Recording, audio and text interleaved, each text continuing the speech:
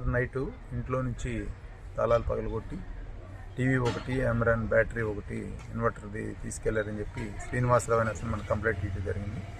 దాని మీద కేసు నమోదు చేసుకొని కేసు దర్యాప్తులో భాగంగా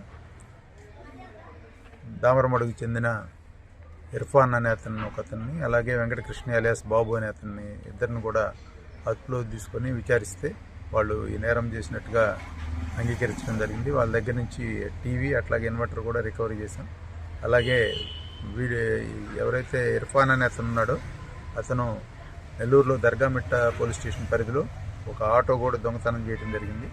ఈ ఆటోను కూడా రికవరీ చేశాం. అట్లాగే 3 టౌన్ సంతపేట లిమిట్స్లో ఒక షైన్ బండిని కూడా దొంగతనం చేయడం జరిగింది. ఆ బండి కూడా రికవరీ చేశాం. వీళ్ళని ఈరోజు రిమాండ్కి పంపిస్తాం. వీళ్ళు పాత నేరస్తులే సార్? ఇంతకుముందు కేసులు అయితే ఏమి లేవు. చరిత్ర సృష్టించినోడు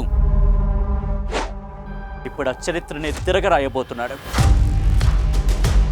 అబద్ధాల గోడల్ని బద్దలు కొట్టి నిజాలను రాగా మీ ముందుంచబోతున్నాడు.